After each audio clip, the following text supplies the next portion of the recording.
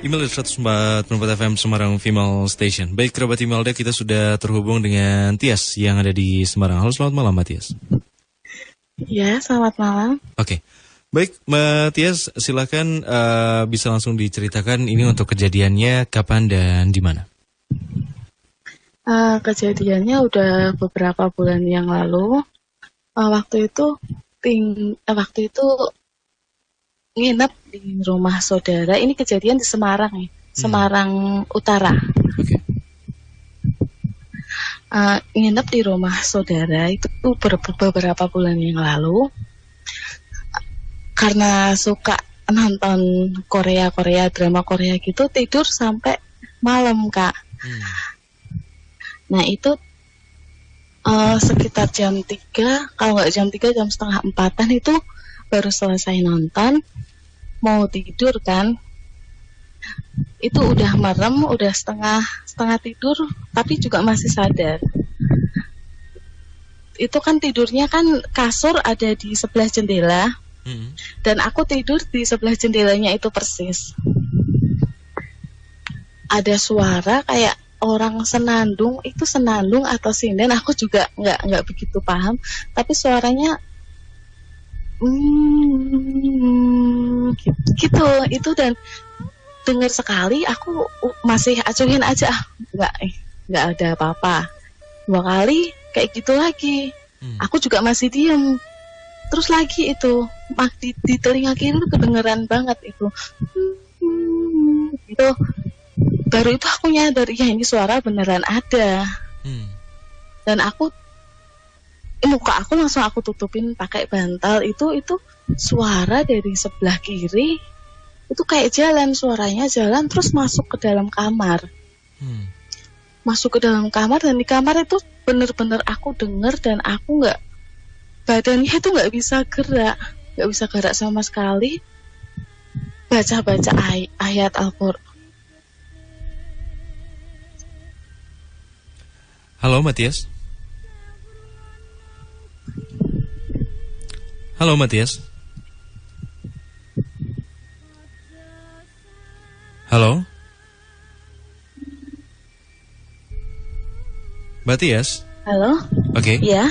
Masih bisa mendengarkan suara kita? Iya, masih. Oke. Ya. Setelah tadi suaranya terasa masuk ke dalam kamar. Ya, suara itu masuk ke dalam kamar. Itu nggak berhenti suara. Itu lama, bener lama, dari setengah 4 sampai subuh. Sampai subuh aku coba baca ayat Quran, itu baru berhenti suaranya. Dan subuh itu langsung aku nggak pamit, aku langsung pulang itu ke rumah. Sampai beberapa hari aku nggak cerita sama orang yang di situ. Aku jarak berapa hari gitu aku baru ngomong sama yang punya rumah. Aku cerita, Vi, kemarin waktu tidur aku kok dengar suara kayak gini. Aku gitu sama itu yang punya rumah. Mbak, di mana? Di kamarnya si Via, aku bilang gitu. Terus dia juga cerita, ternyata Mbak, beberapa hari yang lalu aku tuh lagi mandi. Aku lagi mandi, itu kan pintu kamar mandi kan ada selanya itu. Dia itu lihat, katanya ada putih-putih tuh gerak-gerak, kayak gerak-gerak cepet gitu. Itu dia masih belum ngeh, dilihatin terus. Ternyata katanya itu ada pocong lagi gini-gini, kayak ngejek gitu. Itu yang punya rumah langsung lagi keluar rumah, langsung lari. Gitu? Bukan kepala sih, badan katanya. Gerak-gerak gini badannya. Oke, kayak goyang-goyang gitu ya, pocongnya ya? Iya, goyang-goyang. Emang di rumah itu itu bukan sekali aja. Dulu juga pernah waktu di situ, waktu nginep juga itu lagi nyuci piring. Kan itu rumahnya kan ada di atas, itu ada tingkat gitu kan. Itu dari situ kayak ada yang manggil, gituin aku. Tapi aku itu masih biasa aja. Apaan sih, aku masih gitu. Kedua kalinya lagi digituin, aku nengok, tapi kan di situ sepi, nggak ada orang, itu langsung aku lari keluar. Dan di situ memang sering seperti itu.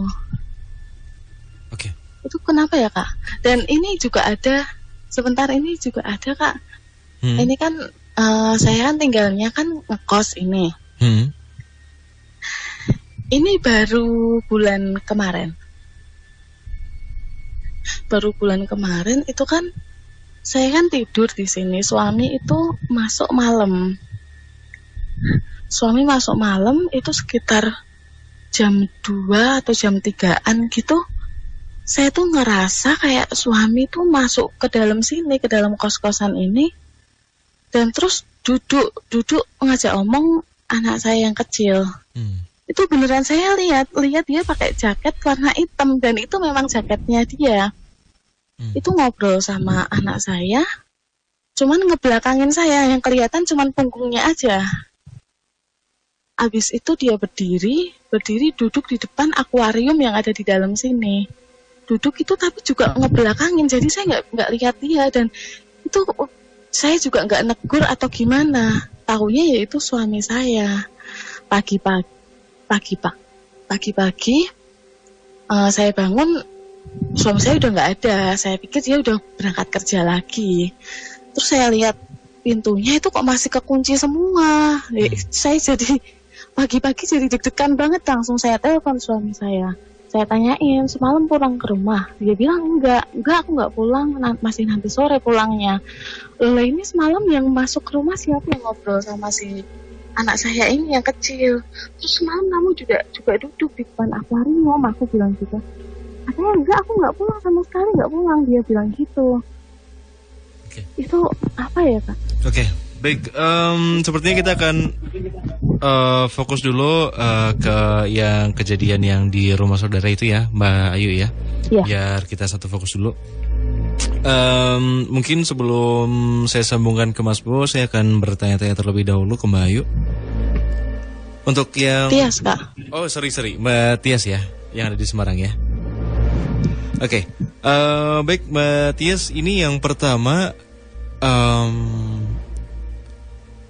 suara tadi yang bersenandung tadi, yang entah bersenandung atau nyinden tadi, ini berarti awalnya terdengar dari luar jendela ya? Iya, luar jendela. Oke. Arah dari luar jendela itu apa? Apakah rumah lagi atau ada tanah kosong atau ada pohon atau apa? Enggak, itu masih ruang tamu. Oke. Berarti bisa dibilang suara ini awalnya berasal dari ruang tamu? Iya. Oke. Lalu saya ingat Mbak Tias, ini suara senandung ini dari nada-nadanya gitu kan mungkin kelihatan ya kalau misal lagu Jawa atau apa gitu. Saya ingat Mbak Tias kalau misal diingat-ingat lagi yang disenandungkan ini apakah memang benar lagu Jawa atau ya kayak orang senandung biasa gitu? Ada lagu Jawanya. Oke, ada cengkok-cengkok Jawanya gitu ya? Iya, itu samar-samar gitu jadinya. Oke. Lalu tadi ketika Mbak Tias bercerita tentang saudara dari Mbak Tias yang punya rumah ya bisa dibilang seperti itu melihat sosok putih, sosok pocong ini pocongnya di mana Mbak tepatnya? Ini dijadikan di kamar mandi itu kan ada pintu, terus kalau mau keluar ke kamar mandi itu belok kiri itu pintu lagi lah, itu pocongnya katanya di pintu itu. Oke. Baik. Lalu ini letaknya sama kamar yang ditempati sama Mbak Tias, kamar mandinya jauh nggak? Itu jarak 3 kamar Kak. Oh jarak 3 kamar ya. Itu ada berapa kamar di rumah itu? Ada 3 kamar. Oke. Ada 3 kamar, jajar-jajar terus baru kamar mandi gitu ya? Iya. Oke. Ini bisa dibilang rumah lama kah, Mbak? Udah dari lama gitu? Ya udah lama iya sih, tapi cuman bukan bangunan lama. Kayak bangunan baru tapi udah ditinggali lumayan lama gitu ya? Iya. Ini di rumahnya itu termasuk di lingkungan yang padat penduduk itu atau ada space kosong, ada tanah kosong atau kebun gitu di sekitarnya gitu, Mbak? Oh, nggak ada Kak. Itu Jadi rumah semua. lumayan padat Cuman gitu cuman memang sepi. Itu yang menempati siapa sih, Mbak? Itu yang menempati tante. Oke. Tante berarti ada berapa orang? Tante? Ada tante 1 sama anaknya 2. Oke. Kamar yang ditempati oleh Mbak Tias ini biasanya ditempati sama siapa? Sama saudara yang perempuan. Oke, tapi pada saat kejadian saudara perempuan tidur di mana? Ada di sebelah saya tidurnya. Oh, jadi memang berdua gitu ya? Iya. Tapi ketika paginya ditanyain saudara perempuan dengar nggak? Enggak, itu saya nggak cerita sama dia sampai sekarang. Ceritanya sama adiknya yang Sama cowok. adiknya. Oke. Baik. Terus terakhir yang ketika ada Mbak Tias di lain waktu nginep juga di sana, ada suara yang seperti menggoda Mbak Tias itu yang gitu. Itu dari arah mana suaranya? Itu dari atas. Jadi kan di atas itu bisa ngelihat ke dapur. Oke. Itu manggilnya jadi dari atas. Oke. Jadi memang kayak nggak ada ternitnya gitu ya, Mbak ya? Iya, iya. Oke. Baik. Menarik Mas Bo cerita dari Mbak Tias yang ada di Semarang.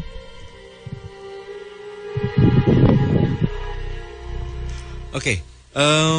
Ini adalah rumah dari saudara Mbak Tias, yang mana tadi Mbak Tias ketika sedang tidur di jam 3 atau jam setengah 4 pagi mendengar suara senandung yang sangat jelas terdengar dari telinganya.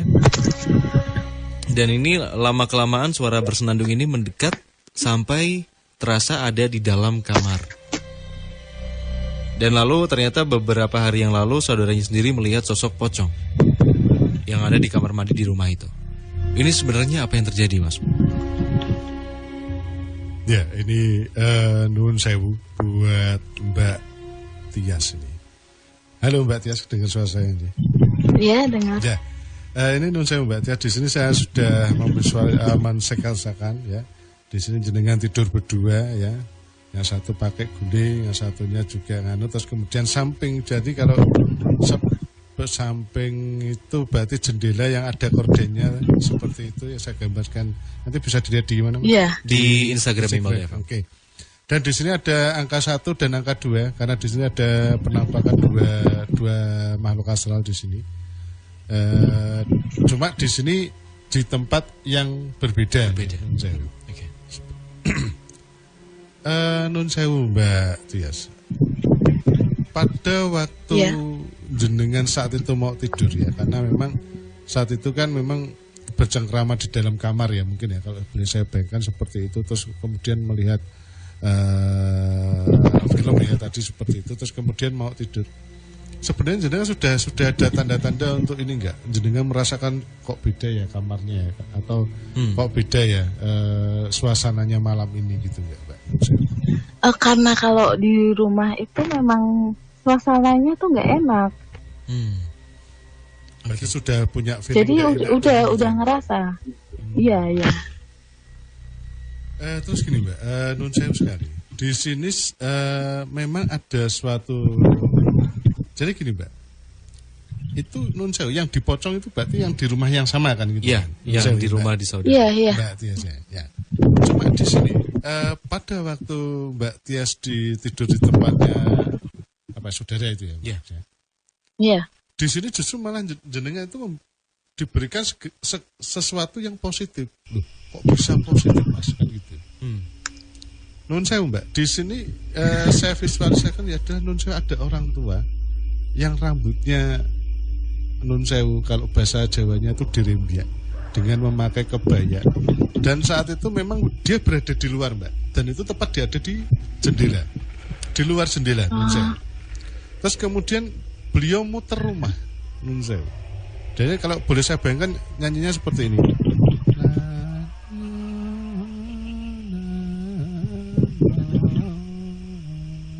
Seperti itu.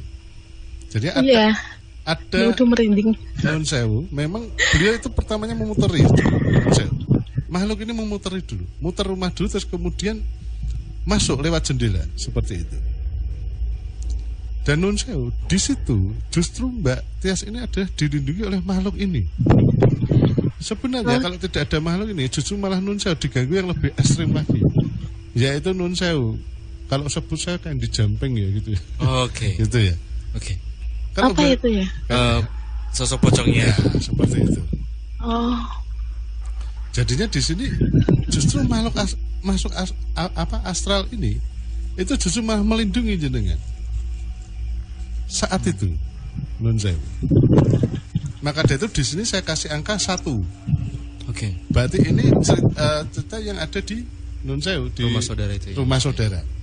Terus kemudian di sini saya untuk makhluk astral yang satunya saya kasih angka 2. Nah, nun sewu, Mbak. Di sini memang apa yang dialami oleh Mbak Tias saat di rumah Mbak Tias Di kos tadi. di kos ya, itu memang seperti itu adanya. Nun sewu, saya mau tanya, ini masih di kos itu Mbak? Atau sudah pindah? Iya, masih. Masih, oke. Nun Masih. sewu sama Putro. Iya. Oke.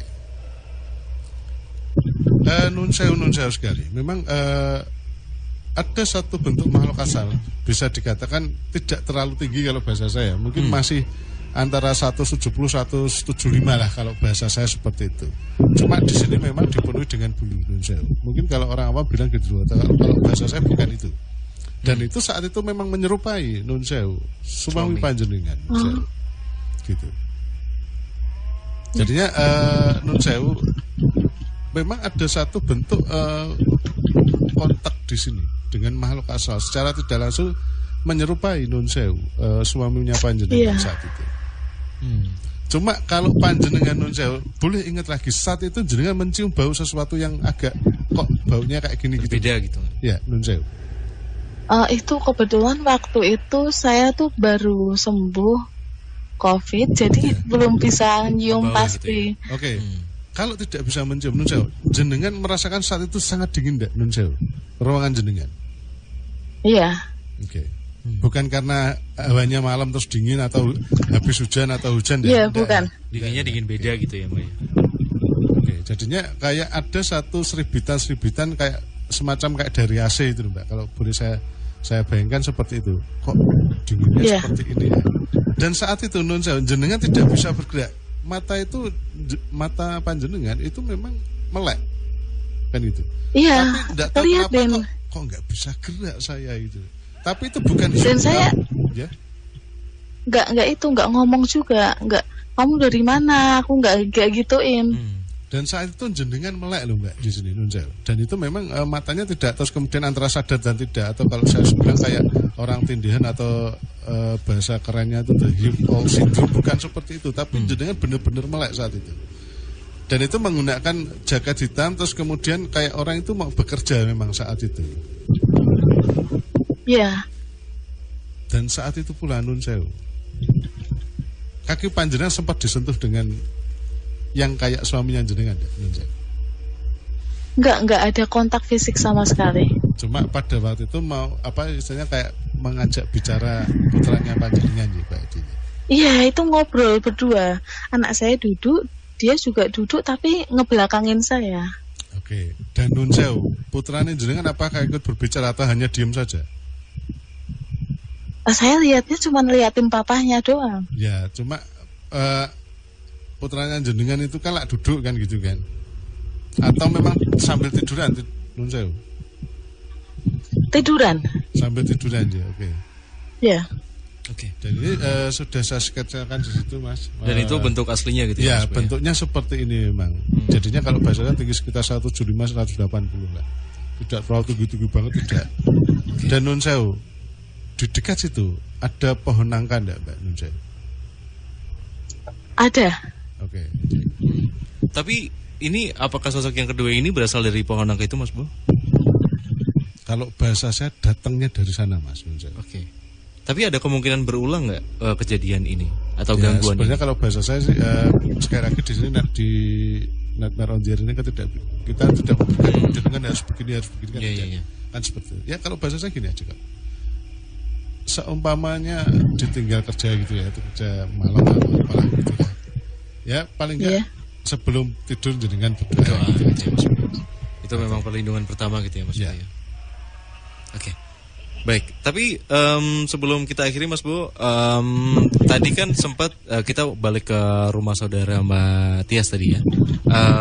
Ketika Mas Bo mengatakan bahwa si yang bersenandung ini, yang wanita ini melindungi dari sosok yang si sosok pocong itu. Ya. Apakah ini yang dilihat oleh saudaranya beberapa hari yang lalu itu Mas Bo? Kalau bahasa saya seperti itu, Mas. Oke. Jadinya gini, Mas. Saya sosok pocong ini adalah sosok yang baru datang gitu. Hmm. Justru malah Nun Sewu malah asal yang Nun Sewu di visualisasi menurut kacamata saya di sini adalah biaya sepuh jadi Nun Sewu dengan memakai kebaya itu Mas justru itu yang paling lama di situ. Dan justru malah energinya positif gitu ya. Ya kalau bahasa saya seperti itu justru energi malah positif. Tapi di sini pocong ini memang terkesan kayak baru gitu loh Mas. Nun Sewu. Oke. Oke. Seperti itu. Baik. Mbak Tias, mungkin segitu dulu yang bisa kita sampaikan di malam hari ini. Iya. Mbak Tias Nun Sewu suara apa barusan? Nggak ada suara, ini sepi di sini. Gitu ya? Ya kayak ada semacam geser kayak apa? kursi besi Iya, gitu. kursi besi atau enggak kayak orang itu buka pintu gerbang tuh, dari slot krik gitu. Nggak ada. Enggak ada. Oke. Baik. Terima kasih Mbak Tias sekali lagi sudah bergabung di malam hari ini, sudah menyempatkan waktunya. Selamat malam dan selamat beristirahat Mbak Tias.